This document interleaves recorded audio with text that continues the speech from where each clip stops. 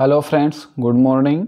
मैं हूं आपका दोस्त राहुल और आप सभी का स्वागत है हमारे यूट्यूब चैनल द स्टडी 2.0 पर।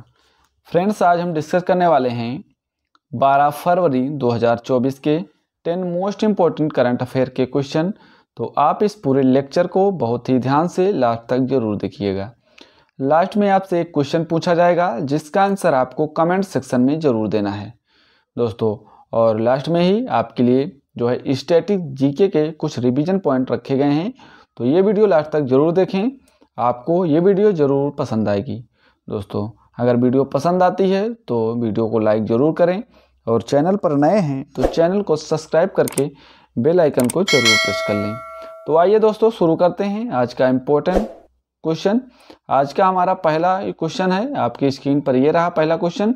आपसे पहला क्वेश्चन पूछा गया है कि राजनीतिक पार्टी तमिझांगावेत्री कंजगम को किसने लॉन्च किया है। तो इसका जो राइट आंसर है थलापति विजय ने लॉन्च किया है। तो ऑप्शन नंबर ए इसका राइट आंसर हो जाएगा, थलापति विजय। यहाँ पर देखें, यहाँ पर थलापति विजय हैं, इनकी मूवी देखे होंगे। तो ये एक एक्टर हैं, तो याद रखेंगे। आइए जानते हैं ये जो अभिनेता हैं दोस्तों और विजय, ठीक है। तो ये राजनीतिक पार्टी जो है तमिझांगावेत्री कंजगम इन्होंने लॉन्च की है और इन्होंने ये कहा है कि इनकी पार्टी जो है 2026 का तमिलनाडु से विधानसभा चुनाव लड़ेगी। तो ये जो है तमिलनाडु राज्य से विधानसभा चुनाव ये पार्टी लड़ने वाली है। इनकी पार्टी जो है आगामी लोकसभा चुनाव से दूर रहेगी, ठीक है। जो आने वाली लोकसभा है यहाँ चुनाव नहीं लड़ेगी, यहाँ से ये दूर रहेगी।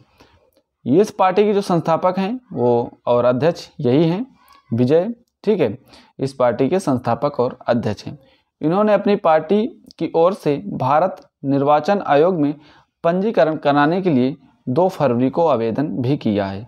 तो 2 फरवरी को इन्होंने अपनी पार्टी का जो पंजीकरण कराने के लिए यहाँ पर आवेदन किया है। तो इनकी ये खुद की पार्टी होगी और इस पार्टी के संस्थापक और अध्यक्ष जो है वो विजय रहने वाले हैं। आइए दोस्तों, बात करते हैं यहाँ पर इलेक्शन कमीशन ऑफ इंडिया के बारे में। इलेक्शन कमीशन ऑफ इंडिया, इसकी स्थापना 25 जनवरी 1950 को इसकी स्थापना होती है। और देश में जो लोकसभा, राज्यसभा और राज्य विधान सभाओं और राष्ट्रपति उपराष्ट्रपति के चुनाव का संचालन करती है। और जो अनुच्छेद हैं वो 324 से 329 जो है वो चुनाव आयोग से संबंधित अनुच्छेद है। वर्तमान में मुख्य चुनाव आयुक्त जो हैं वो हैं राजीव कुमार और अन्य जो चुनाव आयुक्त हैं वो है अनूप चंद्र पांडे और अरुण गोयल, ये है अन्य चुनाव आयुक्त। तो मुख्य चुनाव आयुक्त की बात करें तो मुख्य चुनाव आयुक्त जो हैं वो राजीव कुमार, इनका नाम थोड़ा सा याद रखेंगे, ठीक है। आइए दोस्तों, अब हम बात करते हैं यहाँ पर मुख्य चुनाव आयुक्त को राष्ट्रपति द्वारा शपथ दिलाई जाती है। तो ये भी बात आप याद रखेंगे। तो मुख्य चुनाव आयुक्त को जो शपथ दिलाता है वो राष्ट्रपति दिलाते हैं शपथ। मुख्य चुनाव आयुक्त का जो कार्यकाल होता है, आपसे पूछे तो इनका जो कार्यकाल होता है वो 6 वर्ष होता है या 65 वर्ष की आयु जो भी पहले पूरी हो जाए, इनका जो कार्यकाल होता है। वर्तमान में 6 पार्टियां हैं, बीजेपी है, कांग्रेस है, मार्क्सवादी है और कम्युनिस्ट पार्टी है और आम आदमी पार्टी है, ठीक है, बहुजन समाजवादी पार्टी और नेशनल पीपुल्स पार्टी। तो 6 पार्टियां हैं वर्तमान में, तो याद रखेंगे। अब दोस्तों क्वेश्चन नंबर 2 की बात करते हैं। क्वेश्चन नंबर 2 है डिजिटल डिटॉक्स पहल को किस राज्य में शुरू किया गया है। तो डिजिटल डिटॉक्स पहल को जो शुरू किया गया है कर्नाटक राज्य में शुरू किया गया है। तो ऑप्शन नंबर 20 का राइट आंसर हो जाएगा, कर्नाटक राज्य में ही शुरू किया गया है डिजिटल डिटॉक्स पहल, याद रखेंगे। ये जो कर्नाटक राज्य सरकार ने इसे शुरू किया है और all India game development forum के साथ समझौतेदारी में डिजिटल डिटॉक्स पहल की शुरुआत की गई है। इसका उद्देश्य है कि डिजिटल दुनिया में अत्यधिक समय बिताने के खतरों के बारे में जागरूक करना, ठीक है। जहाँ पर यहाँ पर गेम में बहुत लोग बिजी रहते हैं मोबाइल में, ठीक है। तो डिजिटल दुनिया में अत्यधिक समय बिताने के जो है खबर यहाँ पर बताई जाएगी, यहाँ पर जागरूक किया जाएगा सभी लोगों को। इस पहल के माध्यम से पूरे कर्नाटक में जो है ऑफलाइन और ऑनलाइन डिजिटल डिटॉक्स केंद्र स्थापित किए जाएंगे और यह केंद्र जो है वो व्यक्तिगत मार्गदर्शन प्रदान करेगा। सभी को कर्नाटक राज्य में व्यक्तिगत मार्गदर्शन ये प्राप्त करेगा, तो ध्यान रखेंगे। अब आइए दोस्तों, अब कर्नाटक के बारे में जानते हैं। कर्नाटक की राजधानी है बेंगलुरु और राज्यपाल जो हैं वो है थावरचंद गहलोत। मुख्यमंत्री सिद्धारमैया हैं। विधान परिषद की सीटें 75 हैं। विधानसभा की यहाँ पर सीटें हैं 224 सीटें यहाँ पर विधानसभा की। यहाँ का लोक नृत्य जो है वो है यक्षगान, कर्नाटक का लोक नृत्य है। अब दोस्तों बात करते हैं नेशनल पार्क की। तो कर्नाटक के नेशनल पार्क यहाँ पर है बन्नेरघट्टा राष्ट्रीय उद्यान है, जो है बेंगलुरु में है।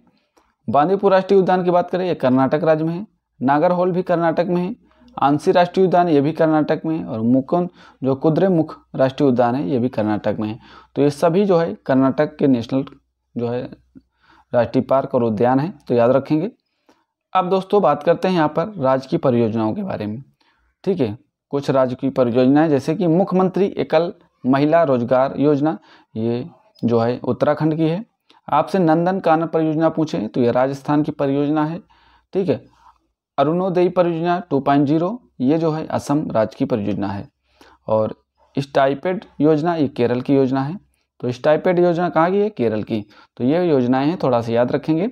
मुख्यमंत्री शिक्षा पुरस्कार योजना की बात करें तो ये उड़ीसा राज्य की है। हर घर गंगा जल आपूर्ति योजना जो है ये बिहार से है। और वन डिस्ट्रिक्ट वन प्रोडक्ट योजना ये उत्तर प्रदेश की योजना है।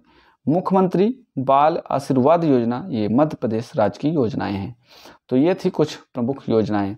अब बात करते हैं क्वेश्चन नंबर 3 की। इम्पोर्टेंट क्वेश्चन है, भारत किस देश में अपने सैनिक कर्मचारियों को बदलेगा?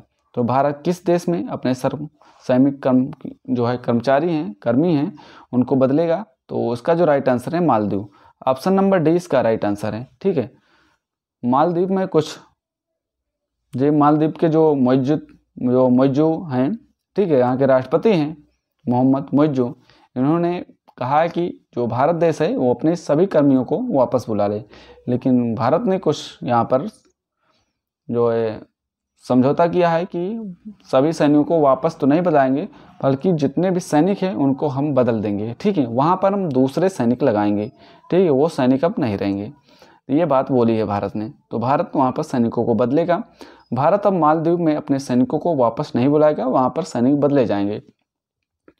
भारत अपने सैनिकों को वापस बुलाने के बजाय उनकी बदली करेगा। और इस प्रक्रिया में 2 चरण होंगे।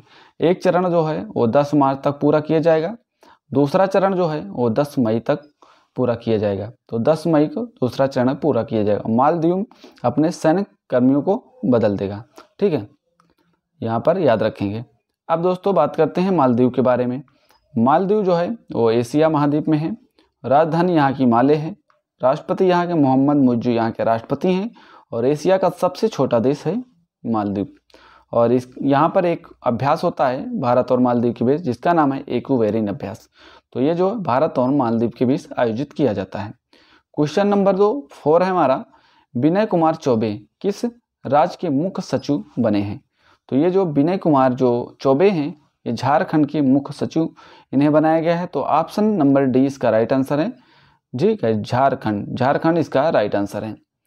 वरिष्ठ IAS अधिकारी हैं ये विनय कुमार चौबे। इनको फिर से मुख्यमंत्री का प्रधान सचिव नियुक्त किया गया है।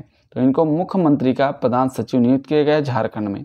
झारखंड जो मुक्ति मोर्चा है उसके नेता है चंपई सोरेन। चंपई सोरेन जो है वहाँ के जो है मुख्यमंत्री हैं। तो अभी हाल ही में नए बनाए गए हैं। तो ठीक है, तो इन्हीं के जो है प्रधान सचिव नियुक्त किए गए हैं विनय कुमार चौबे। याद रखेंगे, अभी हाल ही में चंपई सोरेन ने झारखंड के CM के रूप में शपथ ली है। अब बात करते हैं दोस्तों झारखंड के बारे में। झारखंड राज्य की स्थापना 15 नवंबर 2000 को इसकी स्थापना होती है झारखंड की। और यहाँ पे जो मुख्यमंत्री हैं वो चंपई सोरेन यहाँ के मुख्यमंत्री हैं। राज्यपाल हैं यहाँ पे CP राधाकृष्णन यहाँ पर राज्यपाल हैं। और यहाँ पर विधानसभा की सीटें हैं 81। राज्यसभा की सीटें हैं जो दोस्तों 6 यहाँ पर राज्यसभा की सीटें हैं। और लोकसभा की सीटें हैं 14 यहाँ पर लोकसभा की सीटें हैं। और झारखंड पे है बेतला राष्ट्रीय उद्यान है। आपसे पूछे बेतला राष्ट्रीय उद्यान कहाँ पे है? तो झारखंड में है। तो ये थी झारखंड के बारे में कुछ बातें, याद रखेंगे। क्वेश्चन नंबर 5 है कि अंतरिम केंद्रीय बजट 2024 में 9 से 14 वर्ष की बालिकाओं के लिए किस रोग के टीकाकरण की घोषणा की गई है? तो ये जो है महिलाओं में ज़्यादातर होता है, ये जो है सर्वाइकल कैंसर। ऑप्शन नंबर इसका C इसका राइट आंसर है। दोस्तों यहाँ पर बी है राइट आंसर, थोड़ा सही कर लेंगे, सर्वाइकल कैंसर इसका राइट आंसर है। तो सर्वाइकल कैंसर के टीकाकरण के लिए दोस्तों 9 से 14 वर्ष की जो बालिकाएं हैं इनकी घोषणा की गई है टीका करने के लिए, ठीक है। और ये जो सर्वाइकल कैंसर होता है ये महिलाओं में होता है, तो याद रखेंगे ज़्यादातर। प्रधानमंत्री जो यहाँ के वित्त मंत्री जो सीतारमण है, निर्मला सीतारमण वित्त मंत्री हैं, इन्होंने कहा कि सरकार जो है सर्वाइकल कैंसर की रोकथाम के लिए 9 से 14 वर्ष की जो वायु वर्ग की जो लड़कियां हैं उनको वैक्सीनेशन किया जाए, उनको वैक्सीनेशन को बढ़ावा दिया जाए, तो ये लगाया जाएगा। और भारत की पहली जो मेन इंडिया जो सर्वाइकल कैंसर है उस वैक्सीन का जो नाम है वो है सर्वबैक, याद रखेंगे सर्वबैक इसका नाम है। सर्वाइकल कैंसर जो होता है वो गर्भाशय के ग्रीवा परत में असमान कोशिकाओं की वृद्धि से ये जो है सर्वाइकल कैंसर होता है। और सर्वाइकल जो कैंसर है इसके जो है ये जो है ह्यूमन पेपिलोमा वायरस के संक्रमण के कारण ये होता है। तो ये बात आप याद रखेंगे, क्या ह्यूमन पेपिलोमा वायरस के संक्रमण के कारण होता है, तो किसके, ह्यूमन पेपिलोमा वायरस के कारण। तो ये भी बात आप याद रखेंगे। अब दोस्तों बात करते हैं क्वेश्चन नंबर 6 की। क्वेश्चन नंबर 6 है, आपसे पूछा है 2024-25 में राजकोषीय घाटा जीडीपी का कितने प्रतिशत रहने का अनुमान है। तो ये जो है जीडीपी के 5.1% रहने का अनुमान है। तो ऑप्शन नंबर ए इसका राइट आंसर है, याद रखेंगे। आइए बात करते हैं दोस्तों 2024-25 में राजकीय जो घाटा है वो जीडीपी का 5.1 रहने का अनुमान बताया गया है। राजकोषीय घाटा जो होता है वो जब सरकार का कुल खर्च उसकी कुल आय से ज़्यादा हो जाता है तो इसे ही राजकोषीय घाटा कहा जाता है। सरकार का जो कुल खर्च है उसकी कुल आय से ज़्यादा हो जाता है तो इसे ही राजकोषीय घाटा कहा जाता है। और इस अंतर को पूरा करने के लिए जो है सरकार उधार लेती है, ठीक दोस्तों। और इसे घटना जो है उधार लेती है और इसे घटाने का जो मतलब है कि सरकार जो है गैर जरूरी खर्चों में कटौती कर सकती है। तो यहाँ पर गैर जरूरी जो खर्चे होते हैं वहाँ पर भी कटौती सरकार कर सकती है इस घाटे को घटाने के लिए। तो ये सारी बातें आप याद रखेंगे। अब दोस्तों क्वेश्चन नंबर 7 की बात करते हैं। क्वेश्चन नंबर 7 है, भारत किस देश से जो है 31 MQ-B9 ड्रोन और मिसाइलें खरीदेगा।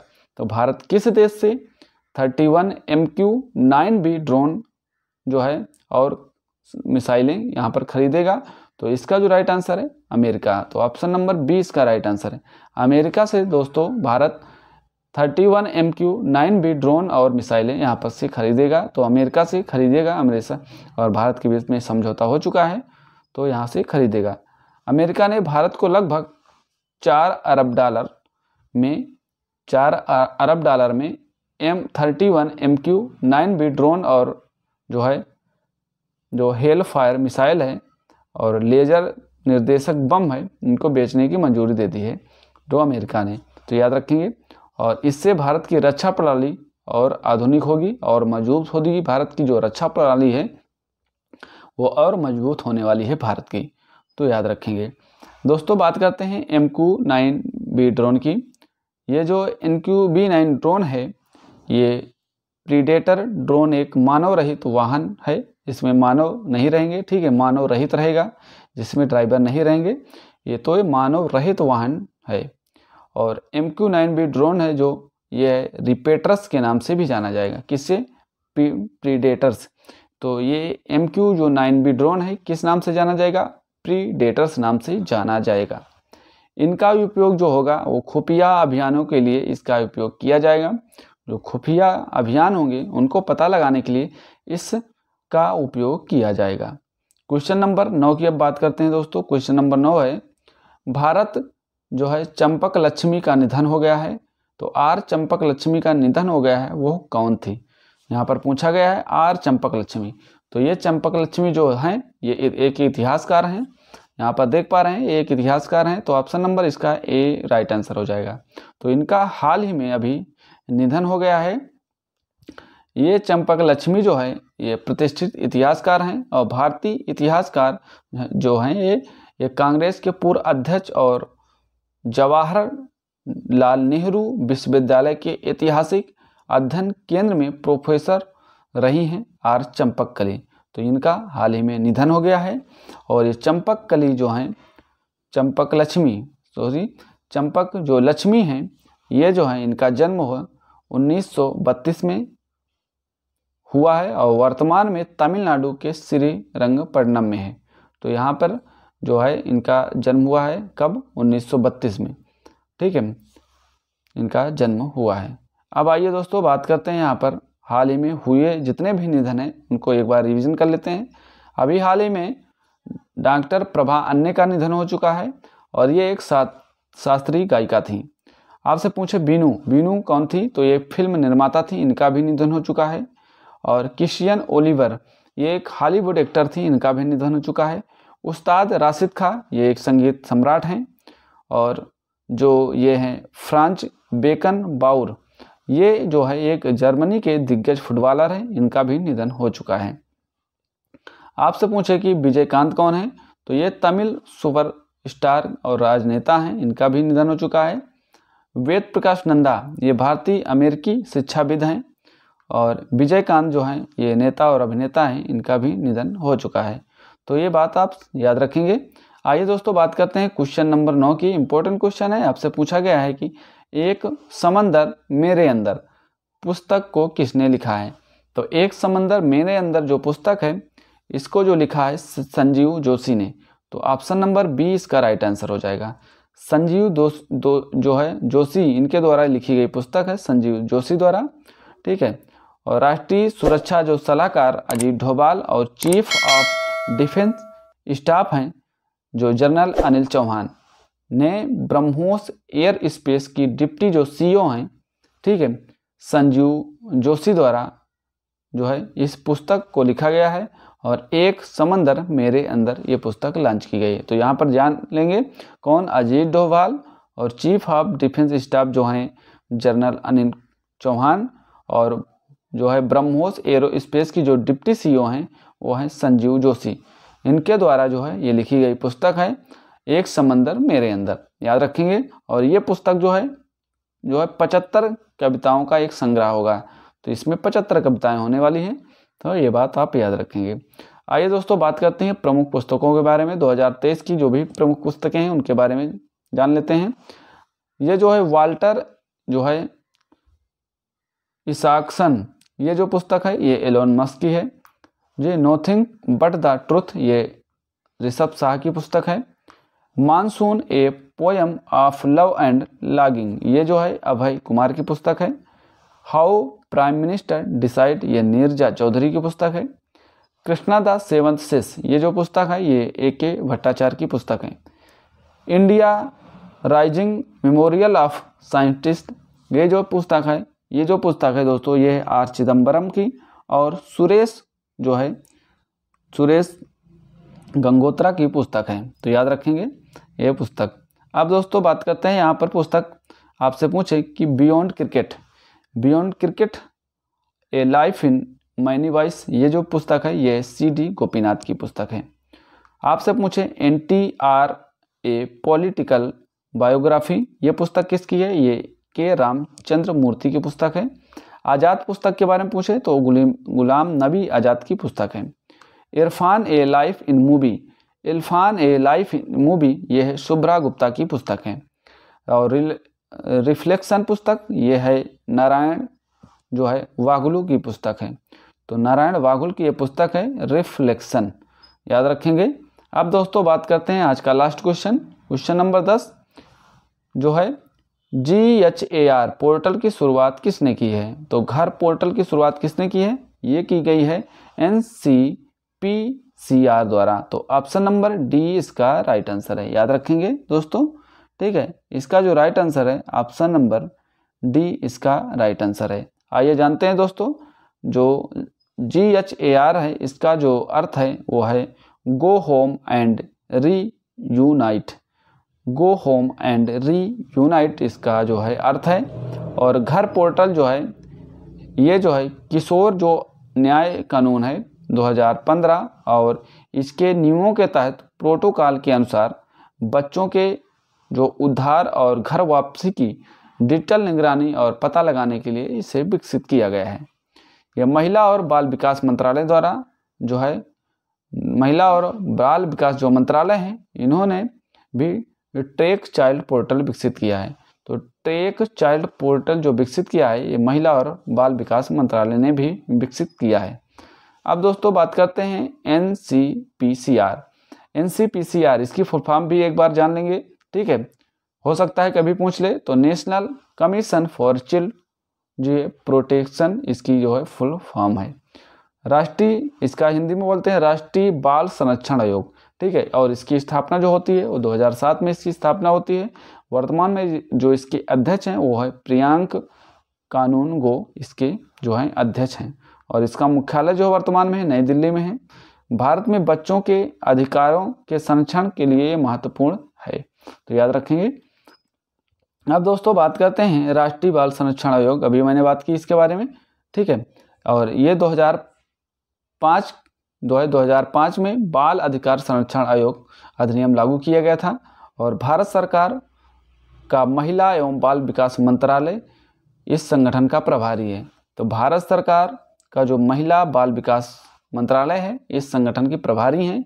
और महिला एवं बाल विकास मंत्रालय जो मंत्री हैं वर्तमान में, वो हैं स्मृति जो जाबिन ईरानी, ठीक, स्मृति ईरानी बोल सकते हैं। ये महिला बाल विकास मंत्री हैं। तो ये सारी बातें हैं इस क्वेश्चन से दोस्तों। अब आइए दोस्तों स्टैटिक जीके का रिवीजन करते हैं। पहला क्वेश्चन है, जलियांवाला बाग हत्याकांड के विरोध में कैसर-ए-हिंद की उपाधि लेने से किसने मना कर दिया? तो ये मना कर दिया था दोस्तों कैसर-ए-हिंद की उपाधि लेने की महात्मा गांधी ने। नेक्स्ट है, कांग्रेस के प्रथम मुस्लिम अध्यक्ष कौन थे? तो ये थे बदरुद्दीन तैयब। ईरान का नेपोलियन किसने कहा गया? तो ये कहा गया नादिर शाह को। गुरुमुखी लिपि का आरंभ किसने किया? तो ये किया था गुरु अंगद ने। खालसा पंथ की स्थापना किसने की? तो गुरु गोविंद ने की है। भारत में पहली बार सार्वजनिक निर्माण विभाग की स्थापना किसने की? तो ये की लॉर्ड डलहौजी ने। स्वतंत्र भारत के प्रथम गवर्नर जनरल कौन थे? तो लॉर्ड माउंटबेटन थे। तत्या टोपे का वास्तविक नाम क्या था? तो इनका नाम था राम तनु पांडे। नेक्स्ट है, साइमन कमीशन को और किस नाम से जाना जाता है? तो साइमन कमीशन को व्हाइट मैन कमीशन के नाम से जाना जाता है। तो ये था दोस्तों स्टैटिक जीके का रिवीजन, याद रखेंगे। आइए दोस्तों, कल का प्रश्न था हमारा आपसे, किस राज्य में 3 दिवसीय अंतर्राष्ट्रीय ऊंट उत्सव जनवरी 2024 में आयोजित किया गया? तो इसका जो राइट आंसर है वो था राजस्थान। ऑप्शन नंबर ए इसका राइट आंसर था दोस्तों। आज का हमारा प्रश्न है आपसे कि विश्वनाथ आनंद को पीछे छोड़ते हुए भारत के नंबर 1 जो शतरंज खिलाड़ी कौन बने? तो इसका जो राइट आंसर है आप कमेंट सेक्शन में जरूर देना दोस्तों। और दोस्तों वीडियो पसंद आई हो तो वीडियो को लाइक जरूर करें, और चैनल पर नए हैं तो चैनल को सब्सक्राइब करके बेल आइकन को जरूर प्रेस कर लें। तो दोस्तों मिलते हैं नेक्स्ट वीडियो में। आज का वीडियो यहीं तक, और सभी दोस्तों को जय हिंद जय भारत।